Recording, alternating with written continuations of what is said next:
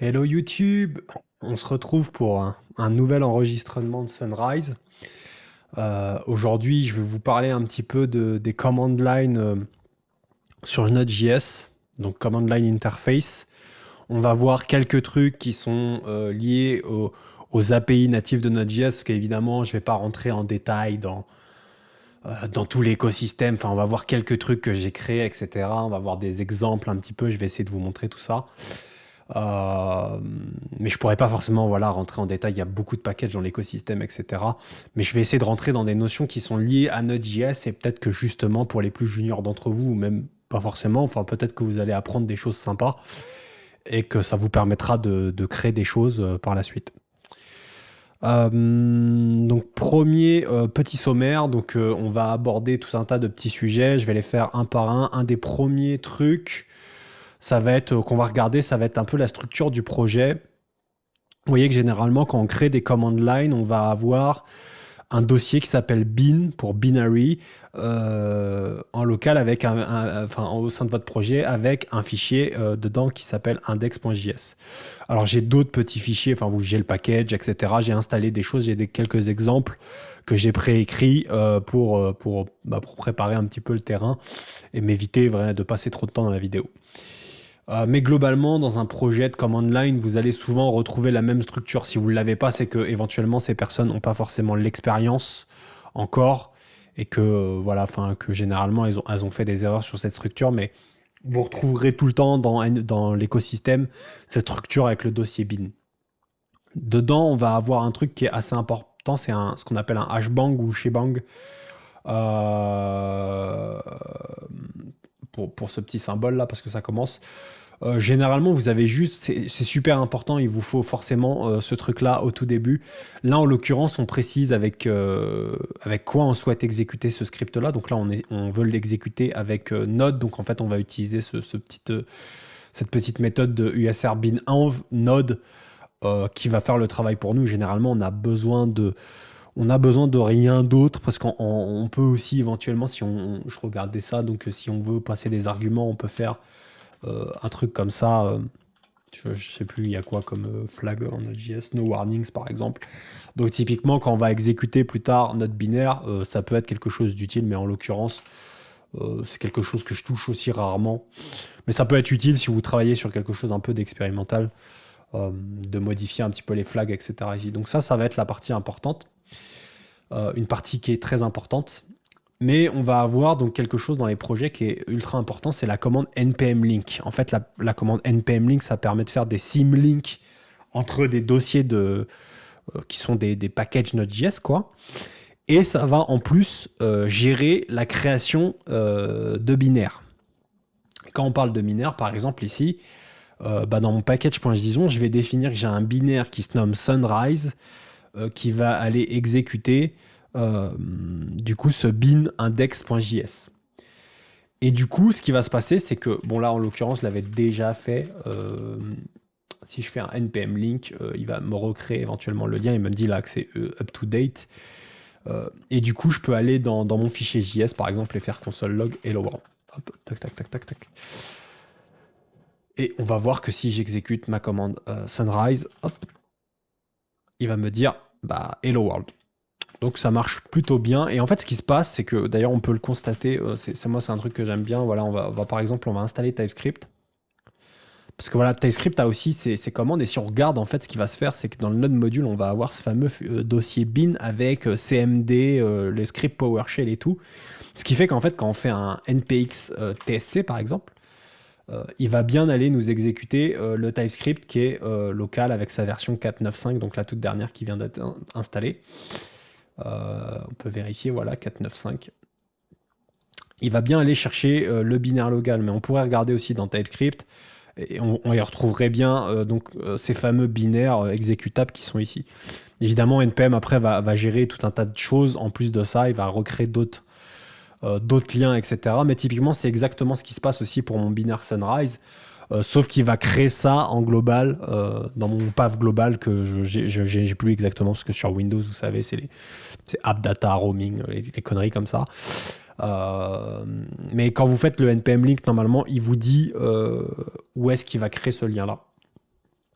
Donc voilà, npm link, commande super importante et une commande que vous pouvez utiliser aussi si vous travaillez sur des packages locaux pour linker des packages entre eux et les utiliser alors que vous les avez peut-être pas encore publiés. Euh, Après voilà, c'est une des techniques s'il peut avoir des inconvénients. Éventuellement, vous pouvez aussi utiliser Verdaccio par exemple pour plutôt que publier pour de vrai, vous utilisez Verdaccio en proxy local et vous publiez sur Verdaccio, ce qui vous permet de simuler comme des vrais packages. Donc voilà, mais npm link, ça reste quand même une commande super intéressante. Une des autres notions qu'il va falloir voir très très vite, c'est la notion de process argv. Par exemple, si ici je fais process argv, hop,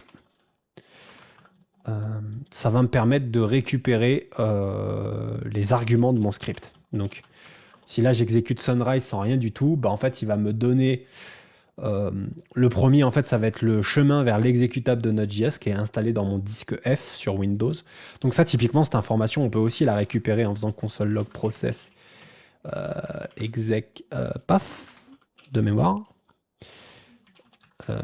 Réexécutons, hop, ouais voilà exactement, F node node.exe et le lien vers notre fichier qui d'ailleurs on peut le voir en fait ici ça pointe vers mon namespace global, donc app data roaming, ce que je vous disais tout à l'heure, npm node module.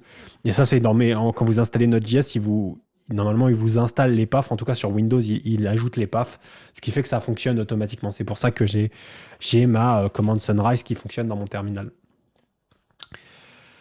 Donc voilà, globalement, on a ces deux premiers arguments, mais typiquement, on peut en ajouter. Ici, je pourrais faire -foo par exemple, tac, et je vais me retrouver donc avec deux arguments supplémentaires. Donc généralement, dans les scripts, ce que vous allez voir souvent, c'est ce fameux slice 2 pour dire j'enlève les deux premiers éléments qui ne m'intéressent pas de mon tableau, et je réexécute, et je me retrouve donc avec mon -foo et bar.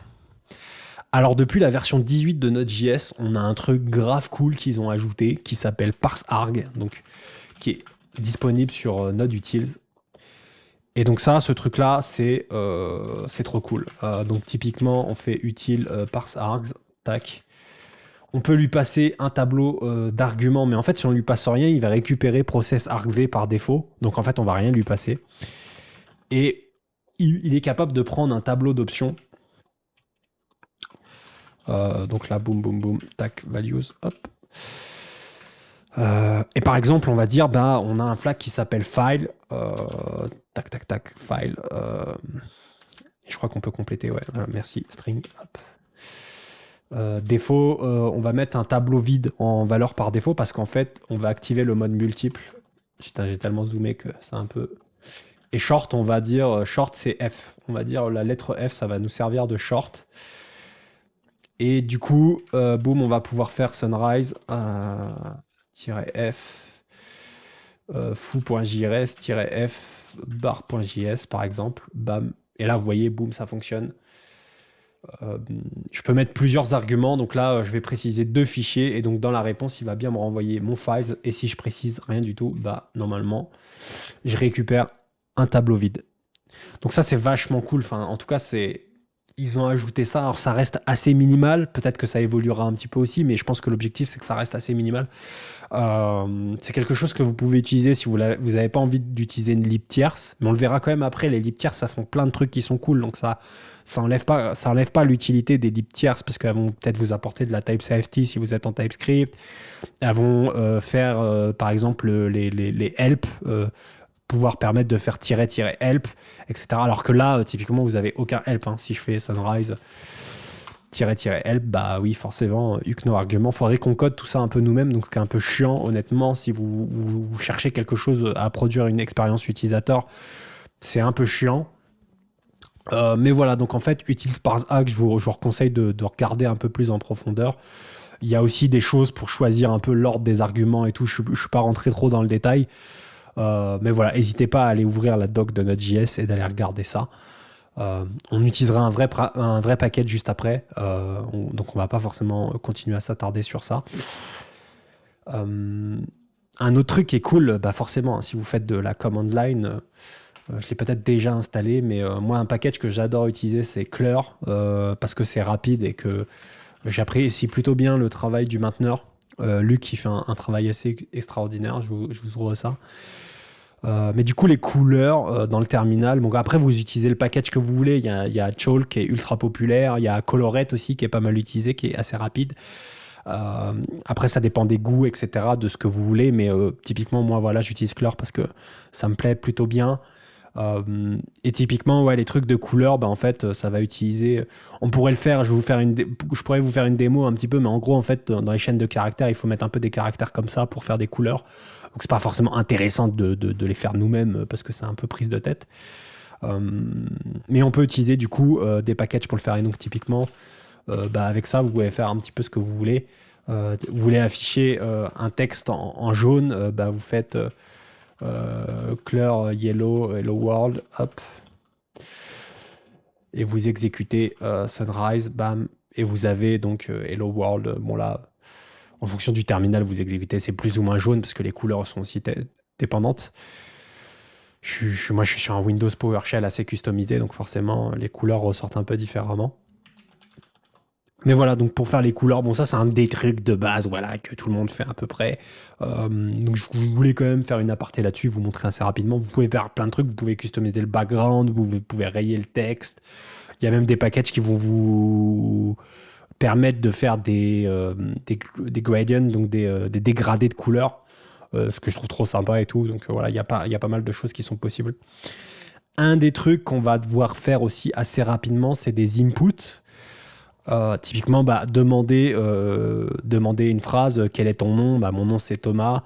Mais voilà, dans vos projets, ça peut être poser des questions, répondre, faire des choix. De base, vous avez des packages comme... donc ça, c'est probablement ce que vous allez utiliser. Inquirer ou Nquirer, vous avez avec un E aussi. Vous avez deux libs disponibles, donc typiquement qui vont vous permettre de faire des prompts et de poser des questions avec tout un tas d'options, etc. On peut voir ici, comme je vous disais, il y en a un deuxième qui est Nquirer. Hop, tac. Je vous les montre. Comme ça, si vous êtes à la recherche de librairie, bah, ça peut vous inspirer. Et vous voyez, vous pouvez faire des trucs un peu vachement sympas comme ça. Des sélections un peu comme ça, vous voyez. Enfin, il s'est même amusé à faire un petit cœur qui clignote. Donc, ouais, vous pouvez faire vraiment des choses vraiment sympas avec tout ça, quoi. Et vous voyez, en termes d'API, ça reste relativement simpliste, hein. Il n'y a rien de très compliqué. Vous pouvez en faire plusieurs, etc. Mais on peut éventuellement s'attarder à en construire une à la main. Donc typiquement, on va utiliser pour ça un module qui s'appelle readline. Node, readline, promesse. On veut des promesses. On va être assez strict aussi parce qu'on veut éviter de référencer des variables globales, ce qu'on fait plus trop en Node.js. Enfin, il faut éviter pour des questions de bonne pratique. La doc, elle fait à peu près la même chose aussi. Donc là, on prend en input, on prend process.steading, tac. Et output, on va prendre process stdout. Donc là, comme dit, j'aurais pu m'épargner cette ligne-là. Ça marche aussi puisque process est global, mais on peut faire le choix justement de faire quelque chose comme ça, quoi. Stdout as output. Hop. Et ça, c'est ce que vous recommande la documentation Node.js pour essayer, voilà, d'éviter en fait d'utiliser des variables globales, ce qui pourrait changer à l'avenir dans Node.js. Donc, essayez que ce soit des buffers ou des choses comme ça, des choses qui sont disponibles en global. Essayez de les importer maintenant. Donc voilà, avec le scope Node.js.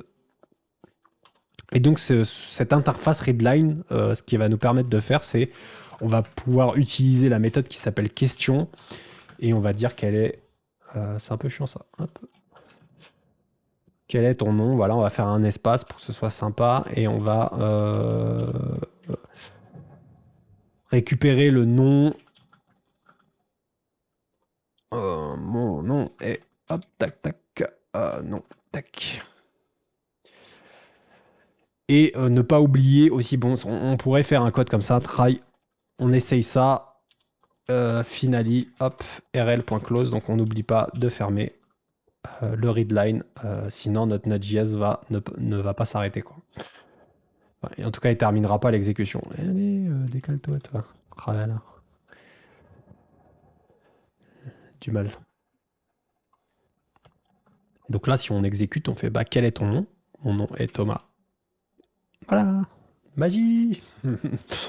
Donc ça c'est vachement cool, hein. Et ce qui est vachement cool, c'est que Readline, on peut l'utiliser aussi l'input. Vous n'êtes pas forcément obligé d'utiliser stdin. Ça prend un read stream. Donc typiquement, bah, vous pouvez passer un fichier, par exemple, faire un create read stream avec fs et par exemple aller lire ligne par ligne un fichier. Par exemple, je ferai probablement une vidéo sur Readline parce qu'il y a vraiment des cas d'usage super intéressants et donc c'est un module qui peut être vachement cool à maîtriser aussi. Mais voilà, on va. Pareil aussi, on va rentrer un petit peu. STD, c'est pour standard, donc standard input, standard output. Ça, c'est les choses aussi un petit peu à savoir. Et justement, quand on rentre un peu dans ces notions-là, ce qu'il faut savoir, donc, c'est que tout le monde a un peu l'habitude, forcément aujourd'hui, d'utiliser des consoles log parce que les gens viennent du navigateur, etc. Mais on se rend pas compte un petit peu de la chance qu'on a euh, d'avoir en fait une API console comme celle qui est inspirée de celle du navigateur parce qu'en fait elle fait tout un travail pour nous. Elle va aller colorer les objets, elle va vraiment faire un travail monumental. Mais en fait ce qu'elle fait derrière, c'est qu'elle va tout simplement en fait aller écrire sur un stream d'écriture qui est par exemple stdout, donc la sortie standard de votre terminal. Elle va aller faire des writes dessus et par exemple l'équivalent du console log en haut, ce serait hello world anti/n parce que évidemment le stream va pas ajouter les retours à la ligne pour nous. Donc ça va être l'équivalent. Les deux, si on exécute, voilà, ça nous fait hello world, hello world. Mais forcément, on se rend plus très compte à quel point ça prend que des strings ou des uintuit array. Donc typiquement, on peut pas passer des objets dedans. Donc si on veut passer des objets, il faut les stringifier nous-mêmes. Il faut vraiment les formater nous-mêmes, etc. Donc on se rend pas trop compte de la chance qu'on a aussi d'avoir l'API console. Et généralement, c'est pas forcément une obligation, mais ce truc-là, généralement, ça étend un truc dans Node.js. On peut aller ouvrir la doc. Je vous dis, ça, c'est un truc que vous pouvez rechercher, Node.js TTY. Et en gros, généralement, ces deux-là, ça va nous permettre de faire des trucs assez cool. On va avoir, par exemple, sur la version en read, on va avoir une histoire de set row mode. Et ça va nous permettre, on va le voir juste après, ça va nous permettre de faire des trucs sympas. Et sur le stdout, on peut aussi faire des choses comme bouger le curseur, cleaner une ligne à partir de la droite, de la gauche. Enfin, vraiment faire tout un tas de choses comme ça, récupérer des sizes, des colonnes là où on se trouve exactement. Et donc ça, typiquement, ça va nous permettre, on le verra, pareil, j'ai un exemple, par exemple, avec un spinner, ça va nous permettre de faire des mécaniques comme des spinners. Peut-être vous vous dites, bah, comment ça fonctionne, tout ça, c'est magique, ça bouge, on voit rien, mais en fait, en réalité, on va réécrire le terminal constamment, on va aller réécrire, se positionner à certains endroits, réécrire du texte, changer des symboles pour aller faire tourner des spinners et réécrire du texte. Et donc ça, c'est un truc vachement cool, et donc ça, c'est des choses à savoir et qu'on a... généralement ici de disponible. Par exemple, je pourrais écrire Hello World, faire un clear line, et si j'exécute Sunrise, euh, évidemment, tac, hop. Il faut juste que parce que il me clean pas tout, sinon process stdout write hello world. Donc on fait ça sur une seule ligne, bam, voilà, sans retour à la ligne, hop. Bon, c'est un fail, je me souviens plus. Normalement, c'est censé fonctionner. Il y a une notion de direction. Ouais, voilà, exactement. Il y a des notions en fait de droite-gauche et je me souvenais plus qui va où. Mais on peut effacer des lignes, etc. Il me semble aussi qu'il y avait clear. Faudrait que je regarde, mais il y avait des nouvelles méthodes aussi que j'avais pas trop regardé. Clear screen down. Faudrait que je regarde un petit peu tout ce que. Mais voilà, on peut voir un petit peu tout ce que ça fait, bouger le curseur, etc. Typiquement, c'est ce qu'on va utiliser. Je vous ai pris un exemple avec un package de spinner qu'on a, qui est assez identique à Aura, mais qui est capable de faire. En fait, la différence avec Aura, c'est que celui-là, il est capable de faire plusieurs spinners. Et en fait, typiquement, même si on le voit pas, en fait, ce qui se passe, c'est comment ça met à jour ce spinner. Bah, en fait, c'est le curseur qui vient aller mettre à jour, qui va se positionner, mettre à jour le texte, et qui va faire ça à une cadence ultra élevée. En fait, on a presque l'impression que ça défile dynamiquement, mais en fait, c'est parce qu'il va réécrire le terminal et effacer le terminal à une très très grande vitesse. Euh, et d'ailleurs, des fois, si on veut mettre un peu le boxon là-dedans, on peut aller écrire du texte un petit peu et en fait, des fois, on va voir que ça va créer des problèmes si on se met à écrire du texte. Vous voyez, ça va générer. On a créé du texte, donc en fait, il va créer un décalage et il va plus comprendre les colonnes où il se trouve et ça va poser des problèmes. Donc, vous voyez, on peut très vite. Enfin, il n'y a pas de magie derrière tout ça.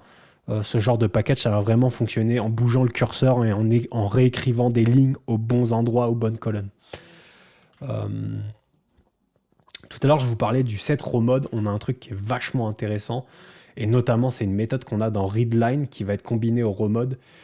On va pouvoir, un petit peu comme dans le navigateur, avoir un listener qui va nous dire quand est-ce qu'on va appuyer des touches dans le terminal. Enfin, en gros, on va lancer un programme et on va pouvoir exploiter quand on appuie sur des touches et exécuter des actions bien précises en fonction des touches sur lesquelles on a appuyé. Et pour faire ça, typiquement, on va utiliser ce fameux emit kpress event. Et on va utiliser, donc on va activer le row mode, on va résumer le stdin et on va ajouter un événement, un peu comme dans le navigateur, vous voyez, qui presse. Et dedans, en fait, on va simplement loguer ce qu'on fait et on va quand même avoir un événement pour s'échapper parce que sinon, en fait, je vais rester bloqué indéfiniment dedans. Mais globalement, ce qu'on fait, c'est qu'on fait l'inverse de ce qu'on a fait pour rentrer dedans. Hein. On row mode et on clean, on fait un retour à la ligne pour faire pour dire voilà, on est un peu propre. Et on enlève les listeners pour être propre, pour être sûr qu'on leak aucun listener. Et ce qui est assez cool, c'est que si je rentre dedans, là j'appuie sur des touches et boum, vous voyez, ça me dit, je peux faire entrer par exemple. Donc entrer, il n'y a pas de, y a pas de key, quoi, mais en fait on va avoir le nom, la séquence. Et donc ça permet de faire des trucs. Moi, je peux faire échappe par exemple pour quitter, hop. Et ça va nous permettre de faire des trucs vraiment, vraiment cool. J'ai un exemple aussi avec un package que j'ai fait il y a un moment, qui est un peu vieux maintenant, mais qui va nous permettre justement en utilisant ce principe-là, par exemple, je vais faire de l'autocomplétion. Vous voyez que là, il me complète et je peux faire flèche de droite pour compléter. Et il me permet même, si je fais flèche du bas, enfin flèche du haut, flèche du bas, de naviguer dans l'historique de commandes que je lui ai donné. Et donc, typiquement... on peut faire par exemple des commandes en boucle et mettre à jour l'historique avec une même référence de tableau, ce qui est vachement sympa. Et donc tout ça, ça fonctionne aussi. Je peux vous montrer, stop, là il y a stdin, je vais vous faire des exemples dans les guides, enfin vous montrer un petit peu à quoi ça ressemble. Bon, ce package est un peu horrible, j'ai fait il y a super longtemps, c'était pas terrible. J'avais un peu galéré, c'était la première fois que je testais un peu tout ça, donc c'était un peu une découverte, je le referai. Le code était un peu horrible. Mais typiquement, on utilise donc du coup tous ces fameux move cursor. Donc quand on veut faire la complétion, donc ajouter le texte en gris. Si je fais flèche de droite, donc là vous voyez si je retourne en arrière. Si je fais haut bas, donc avec jouer avec l'historique, etc. Et on va du coup jouer avec toutes ces méthodes qu'on a vues sur la doc ici. On va pouvoir jouer avec toutes ces méthodes. Donc c'est vachement cool, hein. Ça permet vraiment de faire des choses sympas. On s'imagine pas tout ça forcément au début. Et si je vous prends le spinner, on va voir que c'est un peu le même principe. On va rentrer dans la classe, voilà, bam. Et si on va là où il y a la logique même... Bon, il fait des calculs mathématiques pour rendre les lignes, parce qu'il y a des choses à calculer, des couleurs à enlever, tout un tas de choses quand même à prendre en compte. Donc ça, c'est les parties un peu compliquées, mais en fait, en gros, à la fin, qu'est-ce que ça va faire? Ça va aller bouger le curseur, enlever des lignes, etc. Et donc, et écrire directement la ligne dans le stdout, enfin, potentiellement le stdout en fonction de ce qu'on choisit, où est-ce qu'on choisit d'écrire. Et globalement, il n'y a rien de vraiment plus spécifique. Ça va être vraiment des calculs mathématiques par rapport aux colonnes, la position et comment bouger le curseur et quoi cleaner au bon moment. Et c'est vraiment ce qui va vous permettre de faire des mécaniques comme des spinners, des gauches ou des choses comme ça va vraiment être codé sur ce genre de truc-là, quoi. Et donc, c'est pas si difficile à faire, en fait. Ça demande quand même, faut pas se tromper, hein, parce que sinon, ça part vite en cacahuète. Euh, et voilà, tout ça, c'est des principes. Enfin, c'est des choses assez cool. Donc, je vous invite à aller creuser toutes ces notions-là. Et si on veut s'attarder du coup à faire un projet comme online assez simpliste, moi un package que j'aime bien utiliser c'est Sade que j'ai déjà un peu installé ici. Donc typiquement on peut aller ouvrir la doc. Une commande que j'aime beaucoup, que je vous recommande de retenir, c'est npm home, le nom du package. C'est vachement cool. Ça va vous ouvrir le truc et puis vous allez pouvoir voir vos commandes directes ici. Du coup, on va importer le package, import sade, from sade, voilà, tac, hop. Donc, on va se créer un programme, donc on va faire sade sunrise, donc je crois que c'est le nom, la version c'est 1.0.0 par exemple, tac. On va avoir donc là une commande, on va l'appeler read et on va lui donner un file obligatoire. Donc là, pareil, n'hésitez pas à regarder la doc. Read a given file, voilà, tac. On peut avoir des options, des choses comme ça. Là, on va réutiliser, on va travailler là-dessus. Et là, on va lui donner à parser process argv. Hop, tac. Donc les arguments de notre script.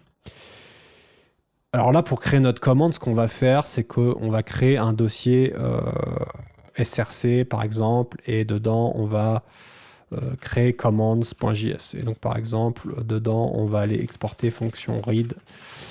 Imaginons, on a envie de faire ça propre, qui va prendre comme premier argument le file. Hop. Tac, hop. Et donc là, typiquement, on pourrait aller faire import as command from hop, src command point extension JS. Donc faites attention, je suis en ESM. J'ai activé les types modules depuis le début, donc l'extension .js est ultra importante. Donc voilà. Donc je lui précise ma commande read, donc ça me fait un truc assez propre. Ici, je vais quand même. C'est une possibilité. C'est pas nécessaire, parce qu'on est en command line, on peut faire du synchrone, mais bon, moi, pour ce que je vais vouloir faire, ça va être sympa d'avoir ça. Et on va tester que ça fonctionne. On va faire sunrise. Donc là, il me dit, je comprends pas un peu ce que tu m'as écrit, mais ce qui est assez cool, vous voyez, c'est qu'avec les libres, bon, je peux faire help et il va me dire, j'ai une commande read, tu vois. Donc là, je peux faire sunrise read-help. Et il va me donner aussi des informations sur cette commande-là.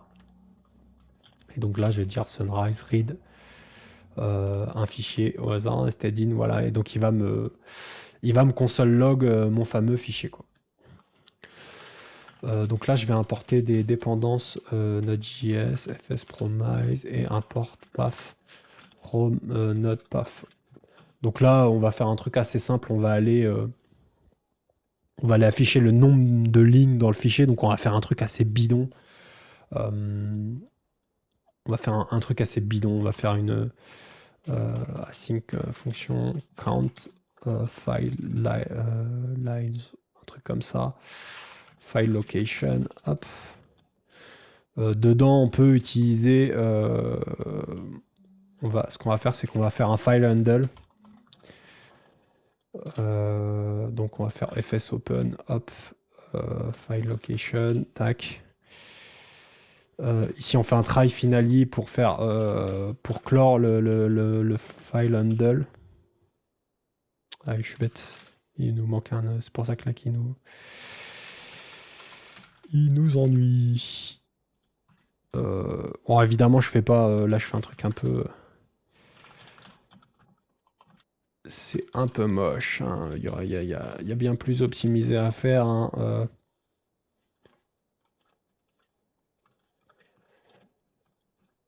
Évidemment, si vous avez besoin de faire ça, essayez de le faire de manière optimisée. Là, c'est pour l'exemple. Voilà. Donc, j'ai une fonction qui va aller compter le nombre de lignes pour un fichier. Donc await. Le problème, c'est qu'il va falloir il va nous falloir un chemin vers le fichier. Donc là, typiquement, on va faire file location égale path join En fait, on va récupérer, voilà, process CW, donc le current working dir de là où on se trouve, et on va y attacher le fichier. Et du coup, on va pouvoir faire, hop, tac, file location, number of line, hop, line, tac. Donc là, en théorie, si on exécute, voilà, on aura bien le chemin vers le fichier, donc avec le CW, le current working dir, plus le fichier qu'on a précisé. Donc il va le joindre par rapport à notre operating system proprement. Et il va nous afficher donc le nombre de lignes sur le fichier, donc 11. Typiquement, on pourrait, hop, hop, hop, hop, hop. Alors, ligne by, hop. On pourrait mettre de la couleur, par exemple, si on veut faire ça un peu plus propre. Voilà, bon. Nombre de lignes, 11. On regarde, j'ai bien 11 lignes dans mon fichier. Donc on est bon. Donc voilà, typiquement, bon, c'est un peu comme ça qu'on va procéder pour créer une command line. Après, évidemment, dans les faits, vous allez probablement avoir besoin de déclarer voilà, des options. Vous pouvez ajouter des actions ensemble. Vous n'êtes pas obligé d'utiliser forcément. Il y en a beaucoup d'autres. Il y a beaucoup d'autres librairies qui permettent de faire la même chose. Moi, j'aime beaucoup le mainteneur, Luc, qui est, je trouve, quelqu'un de très sérieux. Et en plus, les packages qu'il crée sont vraiment très rapides, très, très simples. Donc, c'est assez cool. En tout cas, c'est ce que j'utilise beaucoup sur mes projets open source. Donc, si vous voulez contribuer, n'hésitez pas à regarder. Typiquement, un des sujets sur lesquels on peut s'intéresser aussi, c'est les tests. Moi, un truc que j'aime faire pour les tests, si vous souhaitez tester les command line, j'ai un exemple dans le CLI, mais ça peut être un peu compliqué. Mais en gros, typiquement, on va avoir un tableau avec des expressions régulières qui contient plus ou moins les résultats de chaque ligne. Et on va utiliser, en fait, on va spawner un child process auquel on va passer un script qui va exécuter la commande et on va aller vérifier ligne après ligne que le truc s'existe bien. Donc là, typiquement, je reprends mon stdout et je pipe un split dedans pour séparer ligne par ligne. Et je vais aller vérifier que chaque ligne correspond bien à ce que j'attends au niveau du stdout, en fait, de ce processus que j'ai spawn, quoi. Et donc ça, c'est une des façons de tester. C'est un peu compliqué. Enfin, faire du command line, quand on veut vraiment tester le stdout, ça peut être vachement compliqué. Il y a l'ami Tony qui essaye de travailler sur un package qui s'appelle Clix, qui serait vraiment sympa pour justement tout ce qui est testing justement dans les command line. Et donc ça, on attend un petit peu de voir comment ça va évoluer. Mais voilà, moi, ce serait mon approche de la chose. Après, ça demande un peu, ça demande quand même un peu de rentrer dans des notions de node un peu plus poussées. Donc, ça peut être sympa, voilà, ça peut vous pousser à faire des choses assez cool. Et puis voilà, c'est à peu près tout pour ce que j'avais à vous montrer. Je voulais pas forcément rentrer dans beaucoup de sujets. Ce qu'on peut aller voir quand même, c'est Awesome, Node.js CLI. Voilà, je peux vous montrer un petit peu aussi. Tac, tac. On va fermer quelques onglets. Il a une catégorie, il me semble. Command Line Utilities, voilà, vous allez. Bon, il y a beaucoup de ces packages à lui, parce que bon, c'est Synresorus, il a fait quand même beaucoup de packages. Un jour, je ferai probablement une liste avec un tas de packages. Je pense que ça peut être vachement sympa, mais voilà, vous pouvez retrouver tout un tas de fonctionnalités, des choses bien plus poussées. Par exemple, vous avez Yargs aussi qui est vachement populaire justement, parce que moi j'utilise Sade, mais Yargs, si vous voulez faire les choses, je sais qu'il y a aussi maintenant des choses qui fonctionnent avec Zod, etc. Donc je sais que c'est assez populaire. Ouais, vous avez ce truc-là qui est vachement sympa aussi si vous voulez faire des checklists et tout.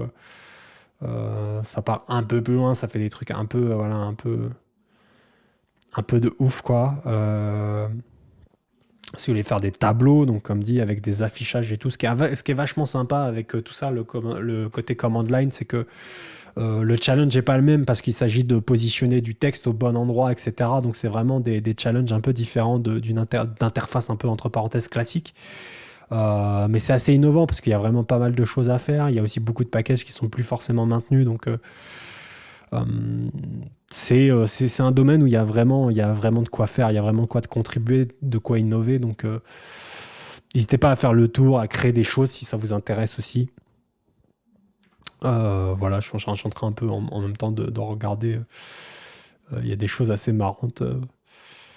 Enfin voilà, il y a vraiment un tas de choses à aller découvrir, à aller regarder. Bah, justement, ça peut être marrant de voir bah, comment ils font un petit peu tout ça, quoi. Comment ils codent tous ces packages-là. Et voilà, c'est tout pour ce Sunrise. Désolé, vous la remarquez encore une fois. J'ai non pas une erreur, enfin j'ai eu un petit souci sur la rediff encore une fois. Et c'était pas très grave, mais on a raté une petite partie et bon, j'avais pas forcément envie. Il n'y a pas eu forcément énormément d'interactions. Enfin, il y a eu des interactions à la fin, mais qui étaient un peu non liées au sujet.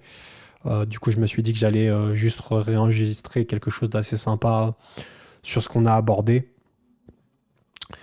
Mais voilà, globalement, les command line, après, bah, c'est apporter, ce qui est assez cool, c'est apporter de la valeur pour vos développeurs. Enfin, vous pouvez créer de la valeur assez rapidement, quoi. Si vous avez besoin de créer des petits outils, etc., c'est vraiment des petits chantiers qui sont vachement sympas à prendre en main. Et si vous en avez jamais fait encore, bah, je vous recommande d'aller vous pencher un peu dessus parce que bah, ça peut vraiment apporter, améliorer les développeurs expérience au sein de vos équipes en créant des petits outils pour des cas qui sont vraiment rentables. Et donc voilà. N'hésitez pas à creuser ce sujet-là. Et j'espère que ce Sunrise, j'espère qu'encore ces retrodiff, ce sujet vous aura plu. N'hésitez pas à me le dire en commentaire. Et, euh, et comme d'hab, bah, merci de me suivre et de participer. Ciao!